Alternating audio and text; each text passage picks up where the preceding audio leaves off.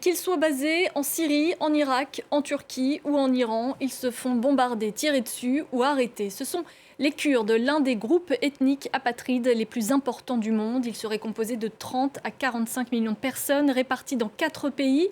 Et depuis quelques semaines, les violences à leur égard se sont intensifiées.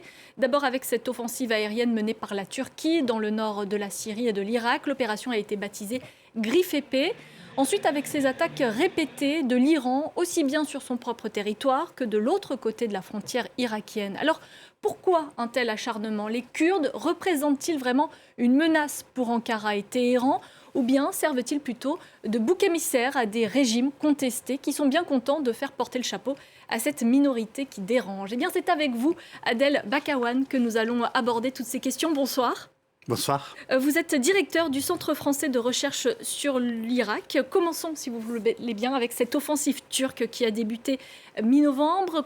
On remet les choses dans leur contexte. Elle fait suite à un attentat à la bombe commis le 13 novembre à Istanbul et qui a fait 6 morts. La Turquie accuse les Kurdes de Syrie d'être derrière cette attaque. Elle justifie ainsi ces raids menés dans le nord de la Syrie. Les Kurdes, eux, nient toute responsabilité. Qui dit vrai dans cette histoire ? Personne et tout le monde. Et tout le monde, comme vous l'avez dit, il faut contextualiser les choses. Nous sommes bien évidemment dans deux contextes différents entre l'Iran et la Turquie. En Turquie, puisqu'on parle de la Turquie, dans 6 mois, au mois de juin de l'année prochaine, il y a une grande échéance, l'échéance électorale présidentielle. Vous avez un président de la République qui est fragile, fragilisé. Il n'a jamais été aussi fragile et fragilisé à l'intérieur de son pays. Mais en même temps, à l'extérieur de son pays, à l'échelle du système international, il n'a jamais été aussi puissant et aussi fort. Hein, vous voyez le paradoxe. Donc, il faut absolument capitaliser sur sa force au niveau international pour compenser sa faiblesse à l'échelle nationale. Et donc, il faut absolument, là, l'économie est à terre, l'économie de la Turquie est à terre. Le président ne peut pas prévaloir ses acquis au niveau de l'économie pour se faire réélire l'année prochaine. Et donc, il faut absolument trouver un autre terrain, un autre registre, là où ça permet au président Erdogan de remonter sur son cheval, remonter dans les intentions de vote. Et donc la haine contre les Kurdes met tout le monde d'accord en Turquie. Et malheureusement, cela, ça fonctionne, ça marche très bien. Il faut trouver cet ennemi, et cet ennemi, c'est le PKK, c'est les Kurdes de Syrie. Il faut absolument taper sur les Kurdes, il faut absolument lancer une invasion, il faut absolument occuper le territoire, sinon obliger les Kurdes d'accepter le retour du régime de Bachar al-Assad dans leur territoire. Dans les deux cas, le président sera gagnant. Pour l'instant, cette offensive, elle n'est que aérienne.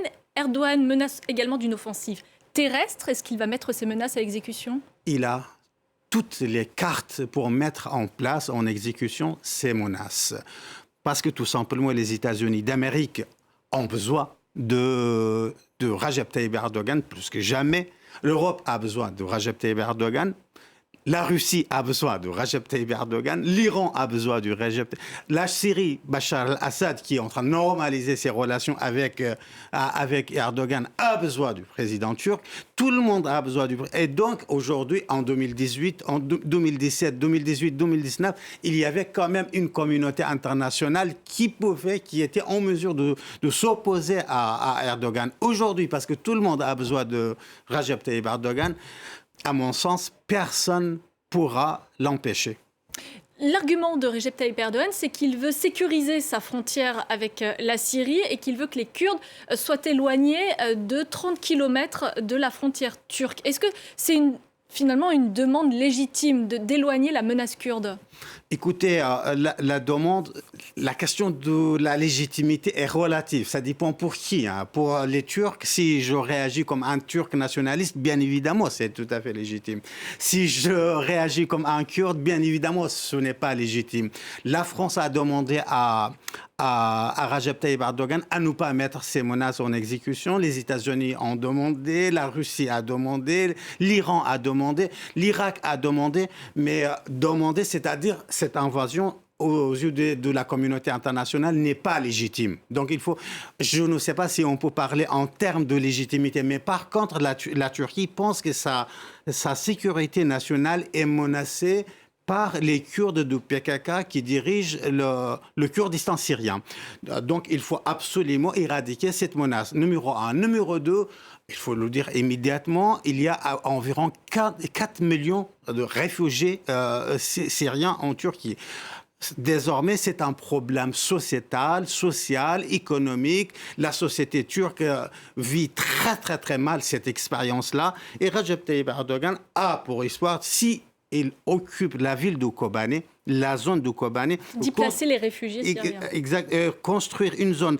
Il occupe déjà Afrin, n'est-ce pas, la région d'Afrin. Hein, on voit sur la carte là. Si jamais il réussit à occuper la ville de Kobane, il va avoir une continuité territoriale là où il a l'espoir d'installer de gré, malgré, par la force, volontairement, au moins 1,5 million des Syriens réfugiés en Turquie.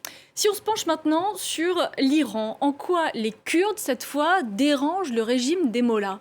Parce qu'eux aussi, les Iraniens tapent sur les Kurdes, que ce soit sur le territoire iranien ou en Irak.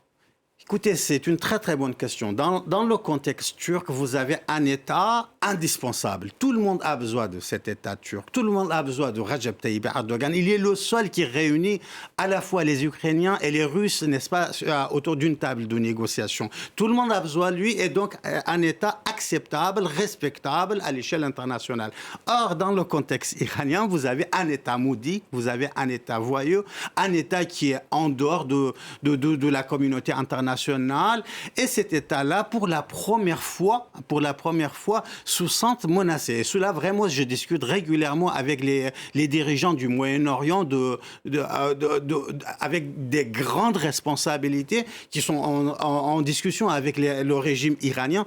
Ils me disent clairement que les dirigeants du régime se sentent vraiment menacés. Pour la première fois, ce régime se sent menacé de l'intérieur par un mouvement de contestation qui n'est pas ethnique, c'est-à-dire les Kurdes contre les Perses, qui n'est pas confessionnel, c'est-à-dire les sunnites contre les chiites. C'est un mouvement transethnique, transconfessionnel et national sur la totalité du territoire national iranien. Aujourd'hui, ce mouvement de contestation, qui n'est pas armé, il faut le dire tout de suite, le régime souhaitait que ce mouvement se donne des armes parce que comme ça, la répression du mouvement serait beaucoup plus simple, beaucoup plus facile.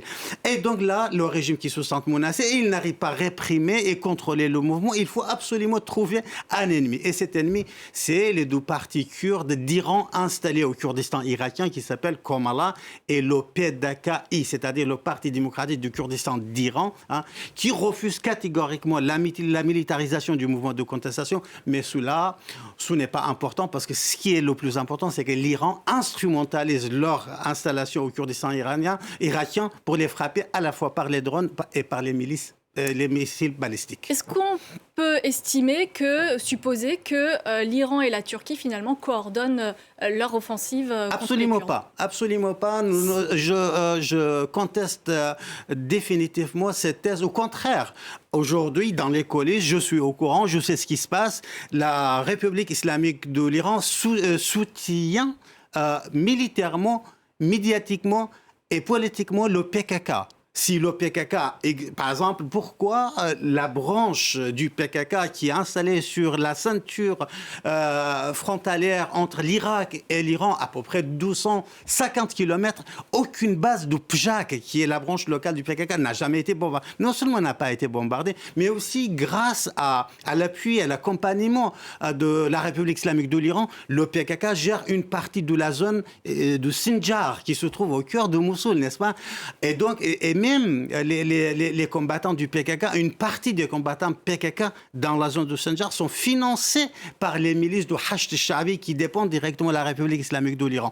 Et contre cette politique iranienne, la Turquie aussi soutient bien évidemment Komala et le PDKI. Et donc, non, il y a deux pôles de confrontation, mais par contre, il y a un point commun, c'est que la République islamique de l'Iran, comme la Turquie, trouve une figure, la figure du Kurde comme ennemi, pour justifier... Bouc émissaire. Exactement. Si on en vient aux Kurdes maintenant, On les a vus manifester le week-end dernier, notamment dans la ville de Kobané. Ils protestaient justement contre cet acharnement. Contre quelle réponse peuvent-ils apporter eux-mêmes? Est-ce qu'ils doivent combattre et répondre à ces offensives? Écoutez, on est dans les rapports de force, la gestion des rapports de force. Chacun sort ses propres cartes d'oppression. Il faut parler d'une manière pragmatique, et rationnelle. La seule carte que les Kurdes de Syrie disposent, c'est leur combat contre le terrorisme de Daesh, n'est-ce pas? C'est dans ce domaine-là que les Kurdes de Syrie sont devenus un partenaire de la communauté internationale. Et soutenus, et ils sont encore soutenus. Il faut dire, aujourd'hui, les États-Unis d'Amérique disposent encore de 900 soldats sur le territoire contrôlé par les FDS, c'est-à-dire les Kurdes syriens. Ils sont encore là, ils ont encore l'appui de la communauté internationale dirigée par les États-Unis d'Amérique. Et donc, cette carte du combat, cette carte de pression du combat contre le terrorisme, c'est une carte encore très très forte. Ils le disent clairement, si on doit se rendre disponible pour confronter la Turquie, dans ce cas-là, on ne pourra plus gérer ces camps-là dans lesquels il y a, il faut le rappeler, encore 75 000 personnes, pour une bonne partie sympathisants de Daesh. Un grand merci d'avoir été notre invité pour répondre à cette question qui fâche. Merci beaucoup pour nous avoir consacré ces quelques minutes. Restez avec nous sur France 24, l'information continue.